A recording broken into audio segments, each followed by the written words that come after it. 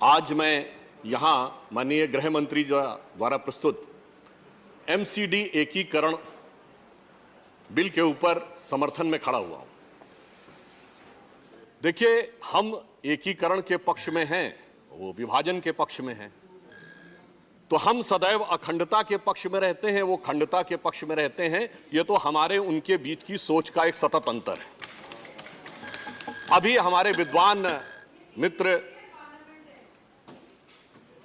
आपस में बात न करें please. Doctor Singhvi ji, who is a very learned legal luminary and in a very intellectually loaded initial speech he has used certain words: suspect, incompetence, control freak, chaos, political blunder। मुझे ऐसा लगा कि शायद ये शब्दों का समायोजन उन्होंने जो भी किया हो, ये मूल रूप से कहीं उनकी पार्टी के भाव से आ रहे थे। मुझे लगा कि अगर यह समायोजन किया जाए that an incompetent suspect in an penchant for uncontrolled up to have a full control committed a political blunder and plunged the party into chaos, तो मुझे लगता है ज्यादा बेहतर रहेगा। अब यहां मैं एक बिंदु और ध्यान दिलाना चाहता हूं सभापति उपसभापति महोदय, आज 5 अप्रैल है। आज के दिन का एक महत्व है। आज से 11 साल पहले यही 4 और 5 अप्रैल के समय अन्ना आंदोलन शुरू हुआ था। दिल्ली की राजनीति में उसका बड़ा महत्वपूर्ण महत्व था, क्योंकि हमारे जो 2 प्रमुख विपक्षी दल हैं, एक के लिए जो कांग्रेस पार्टी थी, उनके लिए वो खलनायक थे जिन्हें जेल में भेजा जा सकता था। दूसरी पार्टी जो आज दिल्ली में सत्ता में है, उनके लिए वो गुरु थे, प्रेरणा के स्रोत थे, पितृ पुरुष थे, पर उन्हें बरगलाया जा सकता था, क्योंकि ये उन्होंने कहा कि उन्हें बरगलाया जा सकता था। तो मैं ये कहना चाहता हूं कि दोनों ने ही गुरु माना। आपकी पार्टी में एक थे जो बहुत गुरु गुरु कहते थे, उन्होंने आपको निपटा दिया, और इधर जो गुरु के चेले थे, उन्होंने गुरु को निपटा दिया। एक हिंदी में कहावत है, नाम तो किसी का लिया नहीं, प्लीज उपसभापति महोदय, मैंने किसी का नाम नहीं लिया। आपका जो समय होगा उतना ही बोल सकते हैं। कहावत है, जो समय जिसका है उसी के अनुसार। एक हिंदी में कहावत है कि गुरु गुड़े रह गए, चेला शक्कर हुई गए, तो वो यहां पर दिखाई पड़ती है। हमने नाम किसी का नहीं लिया है, समझने वाले समझ रहे हैं। बोल रहे हैं, रिकॉर्ड पे नहीं जा रहा है। अब यहां पर मैं कहना चाहता हूं कि इस विषय के ऊपर जो इन्होंने बात कही, इस एकीकरण के 3 डायमेंशन हैं जो इस विषय के ऊपर चर्चा होनी चाहिए। एक संवैधानिक है, एक व्यवहारिक है और एक राजनीतिक है। संवैधानिक दृष्टि से अभी बहुत सी बातें अभिषेक मनु सिंघवी जी ने कही, तो यहां पर मैं कहना चाहता हूं कि माननीय गृह मंत्री जी ने जब लोकसभा में जब इसका उत्तर दिया, तो उन्होंने बहुत साफ कहा कि संविधान प्रदत्त व्यवस्था के द्वारा ही इसमें यह परिवर्तन किया जा रहा है।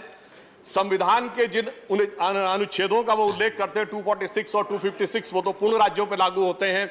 दिल्ली के संदर्भ में संविधान की धारा 239A बहुत स्पष्ट है, और मैं सदन के सुलभ संज्ञान के लिए यह स्पष्ट कर देना चाहता हूं कि as per the constitution of India, the article 239AA special provisions with respect to the Delhi clear cut कहता है, provided further that nothing in this sub clause shall prevent parliament from enacting at any time any law with respect to the same matter, including a law adding to, amending to, varying to, opening, repealing the law so made by the legislative assembly। तो ये संविधान की व्यवस्था के अंतर्गत जो संसद को प्रदत्त अधिकार है, उसी के अनुरूप हमारी सरकार ने यह काम किया है। और इतना ही नहीं, जो लोग आज ये कहते हैं कि सरकार को अधिकार नहीं होना चाहिए, वही लोग जनवरी 2016 में जब हाई कोर्ट ने यह पूछा था कि एमसीडी किसके हाथ में है, इसलिए मैं कोर्ट का वो उदाहरण भी कोट करना चाहता हूं। इन जनवरी 2016 when the high court asked who controls the municipal corporation of Delhi, अब समझिए राज्य सरकार क्या जवाब देती है। Delhi government in response said that the MCD did not come under it, but if court directs they are willing to take over the control of the corporation। यानी वो स्वयं तो कह रहे हैं कि हमारे अंडर में नहीं है, मगर हमारी इच्छा है कि यह मेरे अंडर में आ जाए, ये कोर्ट के सामने वो व्यक्त कर रहे हैं। जहां तक उपराज्यपाल के अधिकारों की बात है, तो 1991 में राष्ट्रीय राजधानी क्षेत्र का जो एक्ट बना था, उसी के अनुसार राज्यपाल को जो प्रदत्त अधिकार हैं, जो कांग्रेस शासन के समय में मिले थे, उसी के अनुसार हमारी सरकार ने काम किया है। और वो अधिकार एक बार रिव्यू भी हुए हैं सुप्रीम कोर्ट के द्वारा। रिव्यू होने के बाद उन अधिकारों की जो एक प्रकार से कह सकते हैं कि वेटिंग हुई है, और उसके द्वारा दिल्ली के उपराज्यपाल या एलजी को यह अधिकार प्राप्त है। अब सभापति महोदय, प्रश्न यह होता है कि अधिकार तो किसी को प्राप्त होते हैं, तो वो करता क्या है? इनको अधिकार प्राप्त थे, गृह मंत्री जी ने अभी संकेत किया कि क्या किया था, मगर हमें अधिकार प्राप्त हुए तो माननीय प्रधानमंत्री जी ने उसी प्रदत्त अधिकार का प्रयोग करते हुए 36 लाख बेसहारा लोगों को, झुग्गी झोपड़ी के लोगों को स्थायी मकान देने का काम किया। और न्यायालय और संवैधानिक प्रावधानों के प्रति कितनी ईमानदारी है, यह इस बात से पता चलता है कि उसी न्यायालय ने जब यह कहा कि वित्त आयोग का गठन सरकार करेगी और उसके द्वारा निर्धारित पैसा एमसीडी को मिलेगा, मगर कांग्रेस के दौरे हुकूमत में भी 2012-13 में चौथे वित्त आयोग ने 11,323 करोड़ रुपए एमसीडी को देने की संस्तुति की, परंतु वो उन्होंने नहीं दिया। और आज जो सरकार दिल्ली में बैठी हुई है, इसके स्वयं के वित्त आयोग ने यह संस्तुति की कि 40,500 करोड़ रुपए निकायों को चलाने के लिए देने चाहिए। वो तो छोड़िए, सदन में यह प्रस्ताव किया कि हम इतना नहीं देंगे, हम 17,000 करोड़ रुपए देंगे, परंतु जब देने की बात आई तो 6,129 करोड़ रुपए मात्र दिए। इसीलिए गृह मंत्री जी ने उस शब्द का प्रयोग किया था कि एक सौतेला व्यवहार एमसीडी के द्वारा राज्य सरकार के साथ किया गया। और इतना ही नहीं, जब यह विषय हाई कोर्ट में गया तो हाई कोर्ट ने स्पष्ट निर्देश दिया कि सरकार ने स्वयं अपने वित्त आयोग से जो निर्धारित किया है राशि, वह उन्हें देनी चाहिए। उस हाई कोर्ट को मैं कोट कर रहा हूं, उन्होंने लिखा, We accordingly allow this application to direct the GNCT to release the current financial year the remaining amount due towards the BTA to the three corporations on the basis of their own revised estimate presented in the budget for the year 21-22। यानी high court ने यह कहा कि आपने अपने budget में जो प्रावधान किया है कम से कम उसके अनुसार कर दीजिए, परंतु इसके बावजूद भी पैसा नहीं दिया गया, केवल 674 करोड़ रुपए दिया गया। और फिर उसके बाद संवैधानिकता की जो लोग बात करते हैं, तो मैं विनम्रता से कहना चाहूंगा, जिन लोगों ने सीएए को लेकर अपनी विधानसभाओं में प्रस्ताव पारित किए, वो संवैधानिक था क्या?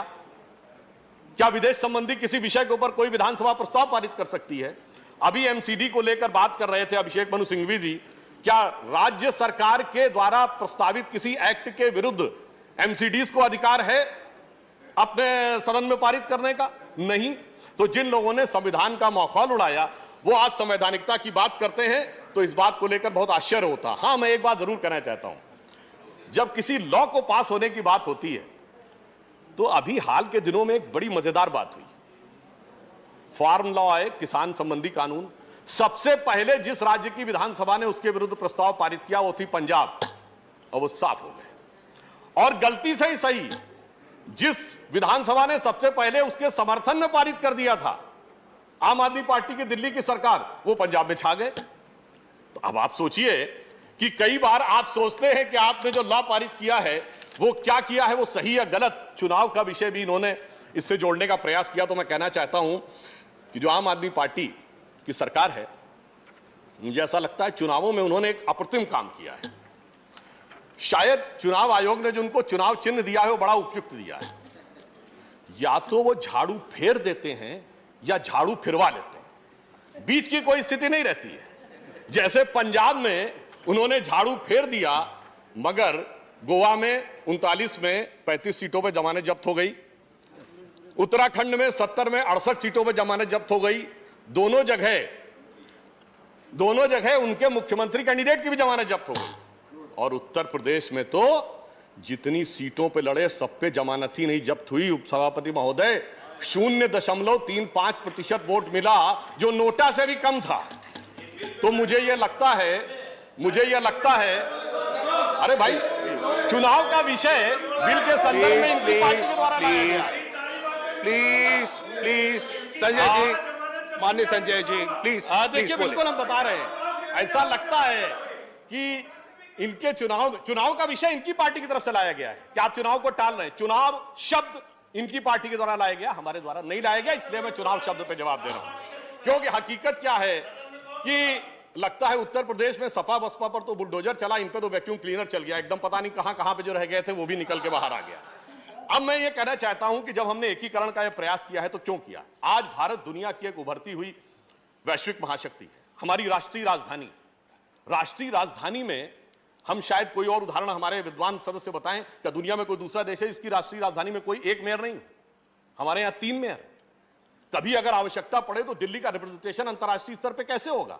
मैं कांग्रेस के लोगों को याद दिलाना चाहता हूं कि 2007 का वर्ष था, यूनाइटेड नेशंस में दिल्ली के मेयर के रूप में प्रतिनिधित्व करने के लिए गए, तब हमारी पार्टी के मेयर थी। प्रणब मुखर्जी जी भी वहां उपस्थित थे, चिदम्बरम जी वहां उपस्थित थे, बान की मून जो कि संयुक्त राष्ट्र संघ के सेक्रेटरी जनरल थे वो भी वहां उपस्थित थे, और दिल्ली ने अपना प्रेजेंटेशन किया। आज आपने ऐसी स्थिति बना दी कि अगर दिल्ली का अंतर्राष्ट्रीय स्तर पर कभी प्रतिनिधित्व करना हो तो वो संभव ही नहीं था। और 2 एमसीडी तो ऐसी बनाई थी कि उनके लिए तो अंतर्राष्ट्रीय मानकों पर जाकर स्थापित होने की संभावना ही बहुत कम थी। इसलिए मैं बधाई देना चाहता हूं गृह मंत्री जी को कि अब तीनों का एकीकरण करके भारत की वैश्विक क्षमता के अनुरूप दिल्ली का भविष्य में अंतर्राष्ट्रीय स्तर पर उपस्थिति का मार्ग प्रशस्त किया है। अब मैं यहां यह कहना चाहता हूं कि जो डिवीजन हुआ है उसमें संसाधनों का कैसा असंतुलित विभाजन हुआ, जिसका कि संकेत गृह मंत्री जी ने अभी दिया, इसका मैं सिर्फ 2 उदाहरण देना चाहता हूं कि ईस्ट दिल्ली म्युनिसिपल कॉर्पोरेशन के 80% से अधिक क्षेत्र या तो अनऑथोराइज्ड या अनप्लान्ड एरिया में है, जहां से रेवेन्यू का बहुत ही कम सोर्स आता है। तो एक ऐसा क्षेत्र बन गया जिसके पास बहुत कम राजस्व आएगा, तो उसके लिए सस्टेन करना ही मुश्किल है। दूसरी तरफ नॉर्थ एमसीडी में लगभग सभी बड़े प्रमुख जो एमसीडी के हॉस्पिटल थे, 5 हॉस्पिटल्स आ गए, तो उनको कैपिटल रेवेन्यू बहुत उसके ऊपर खर्च करना पड़ेगा, जबकि उनके पास उसके उपयुक्त आय का स्रोत नहीं है। क्योंकि जब एक दिल्ली थी तो यह विचार करके नहीं बनाया गया था कि ये हॉस्पिटल्स भी अलग अलग क्षेत्र में होने चाहिए और यह भी अलग अलग क्षेत्र में होने चाहिए। इसलिए मैं कह रहा हूं, और देखिए टैक्स पेयर्स की ढंग से देखें तो ईस्ट दिल्ली में टैक्स पेयर्स की संख्या है 2,88,000, नॉर्थ में है 3,35,000 और साउथ में है 4,75,000। अब ये तो संख्या है, पर गुणवत्ता के आधार पर देखेंगे, संख्या के आधार पर देखेंगे, राशि के आधार पर देखेंगे तो उसमें साउथ दिल्ली की स्थिति बहुत बेहतर नजर आती है। इसलिए संसाधनों का एक बहुत असंतुलित डिस्ट्रीब्यूशन हुआ, जिसकी वजह से यह समस्या और बढ़ती चली गई। और उसमें फिर जब राज्य सरकार के द्वारा न्याय नहीं किया गया तो यह भी आप देखिए, दिल्ली का 1 साल का बजट 75,800 करोड़, एमसीडी के लिए संस्तुति 40,500 करोड़ और आवंटन 6,129 करोड़। बस यह संख्या अपने आप में पर्याप्त है बताने के लिए कि एमसीडी के लिए किस प्रकार का न्याय किया गया और क्यों एमसीडी के एकीकरण की आज आवश्यकता थी। मैं इसलिए तुलना करना चाहता हूं, यदि दिल्ली की एमसीडी की तुलना हो सकती है तो बीएमसी से हो सकती है, बृहन मुंबई म्युनिसिपल कॉर्पोरेशन, जिसका कि बजट 46,000 करोड़ रुपए का है। इसीलिए उसके अनुपात में 40,500 करोड़ रुपए का बजट युक्तिसंगत लगता है, परंतु 6,000 जब दिया जाएगा तो आप सोचिए कि कितनी मुश्किल होती है। परंतु उसके बाद भी मैं बधाई देना चाहता हूं कि एमसीडी ने इस विपरीत परिस्थितियों में भी 2020 में जहां 7.2 लाख बच्चे एनरोल्ड थे तो 22 में 8.70 लाख हुए और 47 नए विद्यालय भी खुले। दूसरी तरफ जो दिल्ली की राज्य सरकार है, स्वयं उसने जो दिल्ली विश्वविद्यालय के कॉलेजेस उनके साथ संबंध हैं, उसमें करीब 12 कॉलेज हैं, उसके लिए उन्होंने लिख के भेजा कि हमारे पास संसाधन आर्थिक कम पड़ रहे हैं, हमारे लिए यहां पर सैलरी देना संभव नहीं है, जो दिल्ली विश्वविद्यालय के कॉलेज थे। और स्वयं इतना कम इन्होंने संसाधन दिए, इसके बावजूद एमसीडी ने बहुत अच्छे ढंग से उन विद्यालयों का संचालन किया, इसके लिए वो बधाई के पात्र हैं। फिर चाहे दिल्ली के सौंदर्यीकरण का सारा भार एमसीडी के ऊपर हो, 15,000 पार्क हो, 3,700 पार्कों में झूले, 5,82,000 एलईडी लाइट्स लगाई गई, सारा सौंदर्यीकरण हुआ। कोविड के दौरान छतरपुर में एक बड़ा हॉस्पिटल भी बना जिसका उद्घाटन गृह मंत्री जी ने किया था। छोटी छोटी बातों का भी ध्यान रखा गया, जैसे मार्केट में महिलाओं के लिए पिंक टॉयलेट इत्यादि बनाने का भी काम उस समय सरकार के द्वारा किया गया। भले ही दूसरी तरफ किस प्रकार की व्यवस्था थी अलग बात है। दिल्ली जल बोर्ड जो पहले 10 साल पहले प्रॉफिट में था, आज हजारों करोड़ रुपए के, लगभग 57,000 करोड़ रुपए के घाटे में है, वो अपने आप में एक अलग विषय था। तीसरी बात यह थी कि एक ही प्रकार की चीज के लिए एडमिनिस्ट्रेटिव पैराफर्नेलिया बहुत ज्यादा होने की स्थिति उत्पन्न हो गई। 22 विभाग थे, 66 हो गए, 3 मेयर हो गए, 3 कमिश्नर हो गए, 3 विभाग, 3 गाड़ियां और अनेक प्रकार का जो सरकारी पैराफर्नेलिया होता है वो बढ़ता चला गया, जिसके कारण दिल्ली की जनता पर 150 करोड़ रुपए का अतिरिक्त अधिभार बन रहा था, जिसको सरकार ने समाप्त करने का काम किया। एकीकरण होने से काम भी बेहतर होगा। और काम का उदाहरण देते हैं, अगर डीसीपी के 12 जोन हैं और वो यथावत काम कर रहे थे, तो यदि पुलिस के जोन उसी हिसाब से काम कर रहे थे तो प्रशासनिक जोन भी उसी ढंग से काम कर सकते थे। तो दिल्ली की जनता से ये 150 करोड़ रुपए प्रति वर्ष का अधिभार की आवश्यकता नहीं रहेगी। यहां पर मैं यह भी कोट करना चाहूंगा कि दिल्ली सरकार ने 2006 में म्युनिसिपल कॉर्पोरेशन के रिफॉर्म के लिए कमेटी बनाई थी, जिसमें उन्होंने अपने एक फॉर्मर ब्यूरोक्रेट को उसका अध्यक्ष बनाया था। दिसंबर 2020 में उन्होंने लिखा that it was the biggest mistake of then government to break the municipal corporation, which has led to the situation today. He said that his committee has recommended to the then union government, yani 2006 mein, and the Delhi government that MCD of the Delhi was not easily divisible and that its division could bring the multiple problems including the geographical challenges and the inequitable distribution of the resources. तो इसका अर्थ यह हुआ कि आपकी सरकारों ने भी जो समितियां बनाई थी उनमें भी जो व्यावसायिक आपको सजेशन मिला था वो पूरी तरीके से आपने उसको नहीं माना। इसीलिए यह विभेदपूर्ण स्थिति उत्पन्न हुई, जिसकी तरफ इशारा किया गया कि एक नहीं अनेकों स्ट्राइक हुई। 2021 में म्युनिसिपल स्टाफ ने जो स्ट्राइक की उसमें 10 डिफरेंट ओकेजन पे लगभग 7 मिलियन वर्क आवर्स का लॉस हुआ और जनवरी 6 से 21 के बीच में 52,000 इंप्लॉइज इन्वॉल्व हुए और 52,000 इंप्लॉइज का इन्वॉल्व होना अभी तक की सबसे बड़ी स्ट्राइक्स में से एक शुमार किया जाता है। दिसंबर 2020 में मेयर्स ने हंगर स्ट्राइक की मुख्यमंत्री जी के ऑफिस के बाहर बैठकर। अक्टूबर 2019 में 260 टीचरों ने जाकर स्कूल के सामने म्युनिसिपल कॉर्पोरेशन के सामने प्रोटेस्ट किया। 2018 में अगर आप देखें तो सैनिटेशन वर्कर्स को प्रोटेस्ट करना पड़ा। यह कहीं ना कहीं दर्शा रहा था कि किस प्रकार का भेदभावपूर्ण रवैया था और जो एमसीडी का ड्यू था वो नहीं मिल पा रहा था। और स्ट्राइक लगातार हुई जनवरी 2017 में, जनवरी 2016 में, जनवरी 2015 में, परंतु किसी के कान पे जू नहीं रहेंगी। क्यों नहीं रहेंगी? क्योंकि जो पार्टियां थी वो तो, जो पार्टी दिल्ली में थी वो तो नई राजनीति की प्रतीक थी। उनका कहना था नई राजनीति है, तो वो नई राजनीति के प्रणेता थे, तो नई राजनीति पे वो कुछ सुनने को तैयार नहीं थे। और उनकी नई राजनीति की जो पूरी कथा है 11 वर्ष की, हम ये नहीं कहना चाहते, एक ही पंक्ति में अगर कह दूं तो पहले कहते थे राजनीति में नहीं आएंगे, आ गए। फिर कहते थे सारी संसद और विधानसभा के लिए बड़ा आपत्तिजनक शब्द प्रयोग करते थे, असंसदीय होने के कारण मैं प्रयोग नहीं कर रहा हूं, वहां भी आ गए, उसके सिरमौर भी बन गए। शीला दीक्षित जी के लिए अभी हमारे अभिषेक मनु सिंघवी जी तो बोल रहे थे, पर वो भूल गए कि सारे ऑटो के बाहर 2013 में बेईमान जैसा शब्द लिखा हुआ।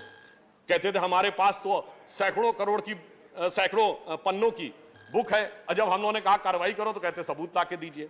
ये एक नई राजनीति थी। फिर कहा ना भाजपा समर्थन लेंगे ना कांग्रेस से लेंगे, फिर लिखित में समर्थन मांगा।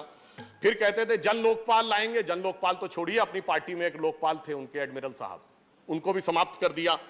फिर कहते थे सीएम आवास नहीं लेंगे, वो भी लिया, सुरक्षा नहीं लेंगे, वो भी लिया। अब वो वैगन आर कार भी नजर नहीं आती है और चार्टर्ड प्लेन की भी आवश्यकता पड़ी, कोई बात नहीं। कहते थे नो वीआईपी कल्चर। याद करिए 2015 में 26 जनवरी का दिन, जिस दिन बराक ओबामा आए थे, उस दिन बाकायदा उनकी पार्टी की तरफ से यह कहा गया कि पूर्व मुख्यमंत्री के रूप में जो वीआईपी सीट मिलनी चाहिए थी वो नहीं मिली। इसका अर्थ यह हो गया। फिर इतना ही नहीं, बिहार में जाकर राजद और अन्य दलों के साथ वो खड़े हुए जाके, प्लीज हाँ जी बिल्कुल हो रही है मान्यवर, अरे इतना नहीं, सुनिए तो प्लीज बिल्कुल आप सुनाइएगा जनाब सुधांशु जी।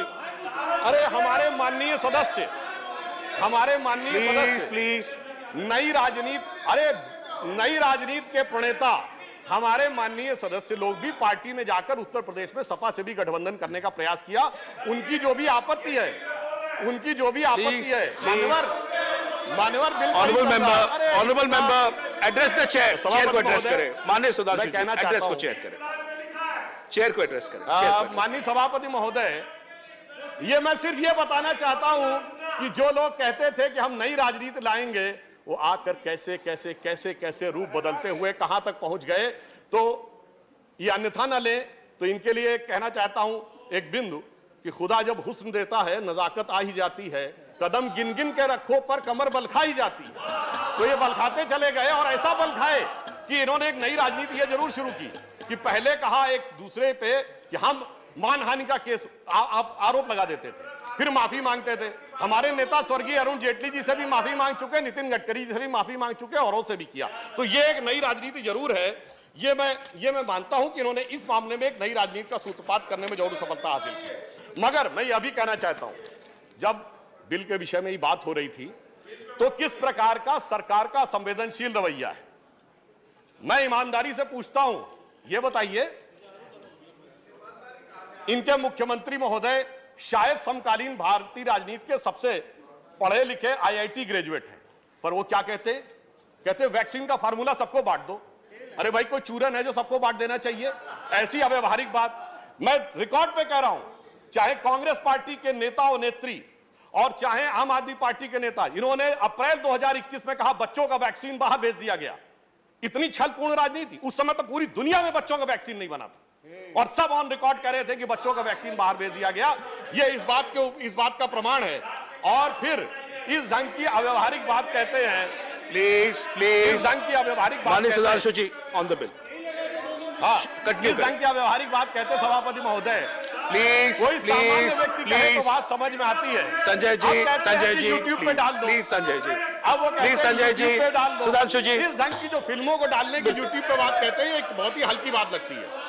अब सुनिए, अरे भाई आगे बात तो सुनिए please. Sudhanshu ji address the chair. अब मैं सभापति महोदय बताना चाहता हूं कि इन लोगों ने जिस प्रकार की अव्यवस्था की, मैंने कोविड के दौर का क्यों जिक्र किया, हाई कोर्ट में लोग गए और हाई कोर्ट ने टिप्पणी की कि कोविड के दौरान जिस प्रकार की अव्यवस्था थी, मई 2021 का मैं हाई कोर्ट का कोर्ट बता रहा हूं, जब उसने कहा कि what is the use of mohalla clinic, it is the waste of resources if you made this infrastructure, what's the worth if it can not be use for the purpose of dealing during the pandemic, जिसको ये सबसे बड़ा अपना महत्व मानते थे। फिर high court ने दूसरी भी बात कही कि what is the point of having more beds when there are no sufficient doctors. ये दोनों टिप्पणियां हाई कोर्ट की इस बात के लिए प्रमाण है कि एक तरफ एमसीडी के डॉक्टर्स, एमसीडी के नर्स, एमसीडी का स्टाफ, एमसीडी के सफाई कर्मचारी कम वेतन मिलने की समस्याओं के बावजूद निरंतर उस दौर में काम कर रहे थे, और दूसरी तरफ जो ये कर रहे थे उसमें इनकी जो वस्तुस्थिति थी साफ नजर आ रही थी। अब मैं कहना चाहता हूं, हमारे विरोधियों को चाहे लगेगा कि वो ये कह रहे हैं कि विषय के ऊपर, वन सेकंड, विच रूल, विषय के ऊपर डाइवर्ट होने की बात कहते हैं। 238 which point? 238 which one? A, B, C, D, E, which one? Sir, a member while speaking shall not refer to any matter of fact on which a judicial decision is pending, make a personal charge against a member, use offensive expression about the conduct or proceeding of the House or any state legislature, reflect or any determination of the council except on a motion for rescinding it, reflect upon the conduct of persons in high authority unless the discussion is based on a substantiated motion drawn in paper terms. So this point need to be expunged, sir. This We'll point examine. need to be expunged. अब मैं आगे बताना चाहता हूं, देखिए टिप्पणी सुनना भी कितना कठिन प्रतीत होता है सभापति महोदय, यह इस बात को दर्शाता है। कोई बात नहीं, देखिए ये किस बात को दर्शाता है सभापति महोदय, बिल पे आते। जी जी बिल्कुल, नहीं अब मैं इस विषय पे भी आ रहा हूं। इस सारे बिंदु मैंने बिंदुवार गिनाए हैं, ये डर को दर्शाता है। प्लीज सभापति महोदय, आपका पॉइंट ऑफ ऑर्डर मैंने लिया। Now let's listen please, I have allowed your point of order please. सभापति महोदय, ये वो लोग कह रहे हैं जो कहते थे कि हम डर गए, और अब यदि कोर्ट की टिप्पणियों का विषय आए तो कौन डर रहा है यह साफ नजर आता है। मैं सभापति महोदय कहना चाहता हूं कि जब इस विषय के ऊपर दिल्ली के मुख्यमंत्री ने स्वयं यह बात बोली है, एमसीडी के संदर्भ में, एमसीडी के संदर्भ में बात करते हुए उन्होंने कहा है कि डर गए, इसलिए मैं इस विषय के संदर्भ में ही बोल रहा हूं, क्योंकि यह डर का संदर्भ उनके द्वारा लाया गया है। मान्यवर, मैं बताना चाहता हूं, हम डरेंगे जो 1953 में श्यामा प्रसाद मुखर्जी जी जब वहां श्रीनगर में गए, प्राण दे दिए, उस समय नहीं डरे। सन 66 में गोरक्षा आंदोलन में गोलियां चलाई इंदिरा जी की सरकार में, तब नहीं डरे। आपातकाल के भयंकर दुर्धर्ष दौर में हम नहीं डरे। बोफोर्स के समय में 400 की मेजॉरिटी लेके जब राजीव गांधी की सरकार थी, तब नहीं डरे। 92 में हमारी 3 सरकारें अकारण बर्खास्त कर दी गई, प्रतिबंध लगा दिए गए, तब हम नहीं डरे। जिस जमाने में झूठे केस लगाए गए हिंदू आतंकवाद के, तब नहीं डरे। श्री नरेंद्र मोदी जी के ऊपर बेवजह के केसेस लगाकर उनके ऊपर फंदे कसने का प्रयास किया गया, गृह मंत्री जी के ऊपर इस प्रकार के आरोप लगाए गए, हम तब नहीं डरे, तो ये कह रहे हैं कि इनसे डरने की बात है। हम तो उस परंपरा के प्रतीक हैं जिसे मैं कहना चाहूंगा हम अकेले थे और आगे बढ़ते रहे, नहीं डरे। जिसे मैं कहना चाहूंगा कि अन्य होंगे चरण हारे और हैं जो लौटते दे शूल को संकल्प सारे। चिरवृत्ति निर्माण उन्मद यह अमरता नापते पद, बांध देंगे अंक संस्कृति से तिमिर में स्वर्ण बेला, पंत होने दो अपरिचित प्राण रहने दो अकेला। मगर मैं यह बताना चाहता हूं, हमें डर नहीं है, हमें पीड़ा है। पीड़ा इस बात की है कि इस दिल्ली के अंदर एमसीडी के कर्मचारियों को उनका रिक्विजिट ड्यू नहीं मिले, उस बात की पीड़ा है। हमें पीड़ा इस बात की है कि यहां पर 20,000 कश्मीरी हिंदू रहते हैं और उनकी पीड़ा को लेकर एक खिलखिलाहट जब वहां सुनाई पड़ती है तो वो हमारे दिल में पीड़ा उत्पन्न करती है। हमारे दिल में यह पीड़ा यह होती है कि जो पार्टी सत्ता में है, एमसीडी में जिसके काउंसलर अनेक प्रकार के रिश्वत के आरोपों से में भी हैं, अनेक प्रकार के आरोप लगे हैं। एमसीडी के ही इनके काउंसलर थे जिसके ऊपर दंगे में इतना बड़ा आरोप लगा था, जिनके की छत के ऊपर हथियारों का जखीरा निकला था, उसके लिए दिल में बड़ी मोहब्बत है। इनके नेता ने बोला था शाहीन बाग हमारे दिल में है, उनके लिए रहमत है। मौलवियों का भत्ता 10,000 से 18,000 होना चाहिए, उसके लिए दिल में रहमत है। इन्होंने कहा सहायकों का 10,000 होना चाहिए, उसके लिए रहमत है। मगर एमसीडी के लोगों को सैलरी देने के लिए दिल में हिकारत है। You're a senior member. Sudhanshu ji conclude करें, आपका समय समाप्त होने जा रहा है। सभापति महोदय, मैं बिल्कुल साफ कह रहा हूं, उन सब के लिए दिल में रहमत है। और एमसीडी के सफाई कर्मचारी, डॉक्टर, नर्स, शिक्षक, उनकी तनख्वाह देने के लिए आपके दिल में रहमत नहीं है, उनके लिए वो आप पैसा नहीं दे पा रहे हैं। अब मैं आपको अंत में मैं ये कहना चाहता हूं, हकीकत में जानते हैं भय क्या है? ठीक है, किसी को थोड़ा विषयांतर लग सकता है, परंतु ये दिल्ली अब बदल रही है और दिल्ली बदल रही है तो बदलने वालों को शायद वो बदलना स्वीकार नहीं हो रहा है। मैं यहां पर यदि पूछूं, इस दिल्ली में अंतिम भारतीय राजा पृथ्वीराज चौहान हुए थे। शायद हम में से भी बहुत कम लोगों को पूछा जाए पृथ्वीराज चौहान जी के पिता का नाम क्या था, शायद उंगलियों पर गिनने लायक लोगों को पता होगा। वैसे जो बिल प्रोड्यूस किया है तो माननीय गृह मंत्री जी को तो इसकी अच्छी जानकारी मुझे व्यक्तिगत चर्चा से भी पता है। मगर इसी दिल्ली में बैठकर हम में से किसी से पूछा जाए, चाहे वो दक्षिण भारत का क्यों ना हो, कि औरंगजेब के पिता का क्या नाम था, तो पूरी की पूरी वंशावली पता होती। दिल्ली की यह सोच अब बदल रही है। महरौली का जहां पर स्तंभ हमारा खड़ा हुआ है, बगल में कुतुब मीनार है, हमारी मेट्रोलॉजिकल एक्सीलेंस का प्रतीक दिल्ली में खड़ा है, उसको प्रतीक न मानकर किसी ऐसी चीज का प्रतीक जिसके बारे में जहां से कहा जाता आए थे पता नहीं वहां तो कोई खंभा भी बना था कि नहीं कभी ये पता नहीं है, परंतु उसको प्रतीक मानते हैं। यह भय है कि अब दिल्ली अपने वास्तविक स्वरूप में उभर कर सामने ना आने पाए। दिल्ली भारत का केंद्र है और भारत की चेतना का वह स्वरूप उभर कर ना सामने आने पाए, वह भय है। इस भय के लिए मैं अंत में सिर्फ अटल जी की उस पंक्ति के साथ समाप्त करता हूं जिसमें दिल्ली का उल्लेख है। अटल जी की बड़ी प्रसिद्ध कविता थी, हिंदू तनमन हिंदू जीवन रग रग हिंदू मेरा परिचय। सुनिए मैं बता रहा हूं, आपका भय उसमें सामने आ जाएगा। उस पंक्ति उनकी मैं 4 पंक्तियां कहकर अपना विषय समाप्त करता हूं। मैं तेज पुंज तमलीन जगत में फैलाया मैंने प्रकाश, जगती का करके सर्वनाश कब चाहा कर लूं निज विकास। शरणागत की रक्षा की है मैंने अपना जीवन देकर, आपने शरणागतों के खिलाफ प्रस्ताव पारित किया था सीए में। शरणागत की रक्षा की है मैंने अपना जीवन देकर, विश्वास नहीं यदि आता तो यह साक्षी है इतिहास अमर। यदि आज देहली के खंडहर सदियों की निद्रा से जगकर, गुंजार उठे ऊंचे स्वर में हिंदू की जय तो क्या विस्मय। हिंदू तनमन हिंदू जीवन रग रग हिंदू मेरा परिचय। बस ये इनका असली भय है, परंतु वह भय इनका रहने दीजिए, हम विकास के पथ पर आगे बढ़ते रहें।